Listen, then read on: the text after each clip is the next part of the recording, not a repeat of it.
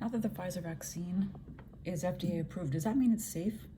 Well, theoretically, yes. It should mean that it is safe, that it's gone through all the rigorous standards, that the research was done according to the best practices, that everything was done to the highest quality of professionalism and the standards in the industries of science, of medicine.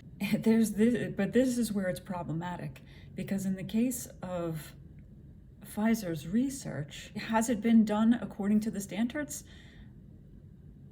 Well, according to Dr. Jane Ruby, she stated that once the FDA approved the Pfizer vaccine, she was able to get the clinician's guideline for then administering. Now it has a new name. I don't even know how to say it, whatever it is. Community. And she said that in reading this in literature and information, that it stated that from December 2020 to March 2021, 50% of all recipients of the Pfizer vaccine got a placebo. That becomes problematic on a couple different levels. Number one, if you have a control group getting the placebo and you have a group getting the actual treatment, that is a science experiment. That's what a science experiment is. The science experiment was going on from December 2020 to March 2021. During that time, we were being told it was safe and effective. If we're being told it's safe and effective, that means the research over, we got a conclusion from the research, and now we can say it's safe and effective. You don't say it's safe and effective while the research is still going on, because you don't know. You don't know what happened yet. So that is a huge, not okay at all. You can't say something's safe and effective when you're not done testing it and you haven't gotten the results of your research, because you don't know. So that's one problem. Another problem is these people who signed up to get the vaccine, they obviously wanted the vaccine. So did they know that there was a 50% chance that they wouldn't be getting the vaccine? Or were they under the impression that they were now vaccinated and now they could go out and participate in activities that maybe they normally wouldn't have? Like, you can't tell somebody I'm going to vaccinate you and they're not actually vaccinated without letting them know, hey, you're part of this science experiment. There's a chance you're actually a person that's actually in the placebo group here. It's completely unethical to not inform people of this. Completely unethical. That's, and then, people will say, well, I don't want to be part of this science experiment. I want to be a guinea pig. And then people will shame them and ridicule them. Get vaccinated. What's wrong with you? Stop with your problems about being a guinea pig. Just get vaccinated. What? The psychological abuse that's coming with this is bizarre. Everybody should be free to make their own medical choices. If you don't want a vaccine, that's fine. You do want a vaccine, that's fine. That's the way it's supposed to be. None of this guilting and shaming and hatred towards people that labeling them as anti-vaxxers. I mean, I don't have a vaccine against yellow fever. I'm not an anti-vaxxer. I just don't need that vaccine. So, this is not one group or the other, anti-vaxxer, pro-vaxxer. You can pick and choose which vaccine you want and not have to be labeled some derogatory name that attacks your character and your integrity. So the point is the FDA approval mean that it's safe? That's what it's supposed to mean if everything was done correctly and done in the normal way. It's also not normal to require the entire world to have the same exact medical treatment done. Normally with a vaccine, vaccines are recommended, the entire population is stratified and broken down into categories and subpopulations, and the vaccine would be recommended according to certain subpopulations. So like you will do age groups like newborn, infants, toddlers, all the way up to, teens, adolescents, elderly, things like that. You also can do gender. You can do stratifications by geographic location, right? If I live in New York, I don't need the vaccine for typhoid. But if somebody has typhoid in their area, they may need it. You can do stratifications by behavioral risk. If somebody is celibate and doesn't participate in any sexual activity, or if somebody's in a monogamous relationship, they don't need a vaccine for a sexually transmitted disease. Natural immunity, the individuals, so that's breaking down like the population, but also within individuals, you would assess for natural immunity. And if they have it, they don't need a vaccine. Also, you would assess that person for risk factors. Let's say there's a vaccine that has been shown to cause myocarditis in young males. Well, young males, especially if they've had any type of heart issue in the past, are going to want to use some caution. So a provider would probably say, you know what?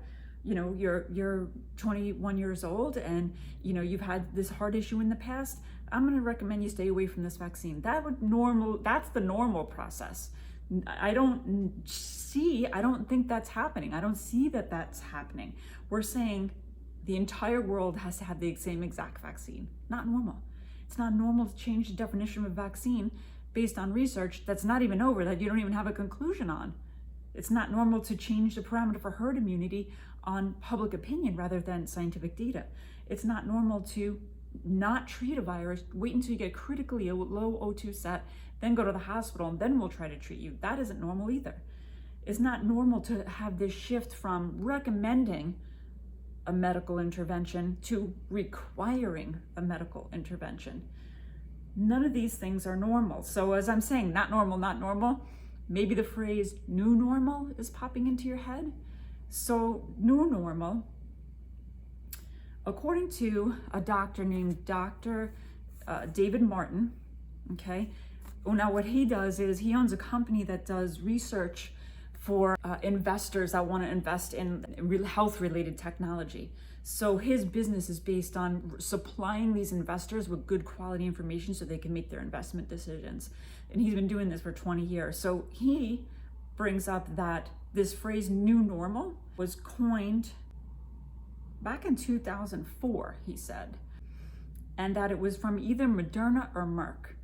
Either way, it was a drug company that in their sales pitch had coined the term new normal in regards to creating a marketing campaign for people to accept a universal vaccine, because a universal vaccine is not normal. So they created this term, new normal, okay? Then, if you jump over to this document called A World at Risk, Annual Report on Global Preparedness for Health Emergencies. This is a 48-page document prepared by the Global Preparedness Monitoring Board, GPMB, they call it for short. All right, so this Global Preparedness Monitoring Board adopted that term, new normal. Actually, it's cited in their references on page 46, it's number 57. So the drug company says people won't really take this well with this whole universal vaccine, so let's make a new normal. That fixes that. This global monitoring board picks up that term and integrates it. Now, there's a lot of interesting things in this document. They talk about universal health coverage. They talk about having fewer but better coordinated initiatives for preparedness. They talk about integrating the social sciences in emergency preparedness. So social science would be things like psychology and changing the way people think and things like that.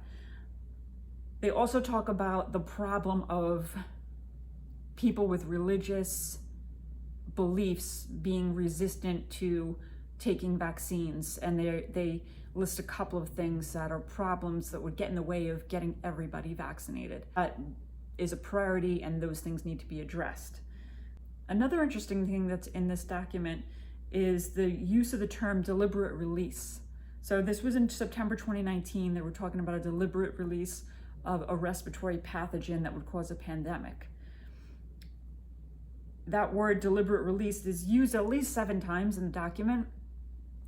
Then in March of 2019, according to Dr. David Martin, now remember I said his job is to really have his pulse on what's going on in the development of medical research, medical innovation, medical technology for the investor. So this is what he does. He looks at all this information, patents, what the companies are coming up with, what documents they released, all that kind of stuff. He says that in March of 2019, Moderna filed to amend some of their patent filings to add the phrase deliberate release to their vaccine patents.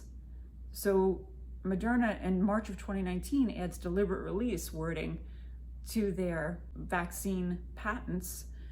And in September 2019, the GPMD is using that term deliberate release. So either they're really good people really trying to protect us and help us from, God forbid, this deliberate release of a respiratory pathogen, or something else going on. If we look down on page of this document, who are these people? Who is the Global Monitoring Board? Well, we can go down to the end of the document where we can see the members of the board, members of the Global Preparedness Monitoring Board. I haven't done like a deep dive into all the people on here, but I'm just reading right off of this page. You have Dr. Chris Elias, President Global Development Program, Bill and Melinda Gates Foundation. Then you have right underneath him, Dr. Anthony Fauci, Director of National Institute of Allergy and Infectious Disease. And it goes on, there are 2 pages of people here that are on that board. So we're supposed to think that, we're supposed to believe that the intention is public health, maintain the public health, and everything's on the up and up. But there just seem to be some strange things going on here, things that aren't normal. And now we have the term new normal, and we're not supposed to question anything. And anyone who does question is, defamed and derided. And when you see things that are straying off the path and going off the rails, yet you ask questions. And it's normal. And, this is kind of how we protect ourselves as people. We use some caution with things. Definitely interesting that the Pfizer vaccine is FDA approved. And Janet Woodcock is saying that this is basically all those people who were vaccine hesitant are going to now want to go ahead and take the vaccines. I don't see where people's individual right to refuse is being taken into account. We've already seen the informed consent part was just out the window, not normal. What about right to refuse? Why is that being coerced and manipulated and pressured on so many different levels? So it's like they can say, well, we didn't take away your right to refuse, but we're gonna put so much pressure on you that it's basically like you can't refuse. And I'm not saying that everybody has to refuse, but if you have information that makes you feel uncomfortable with taking it, why would you do something you're not comfortable with? You're looking at the risk, you're looking at the benefit, you're looking at the alternatives, you're looking at what happens if I don't do anything. And you're making your decisions based on that. So to answer the question, do I think that the FDA approval makes the vaccine safe? I think it's supposed to, but I really believe that we've lost a lot of confidence in that process. We've lost a lot of confidence in our government agencies, the CDC, back and forth,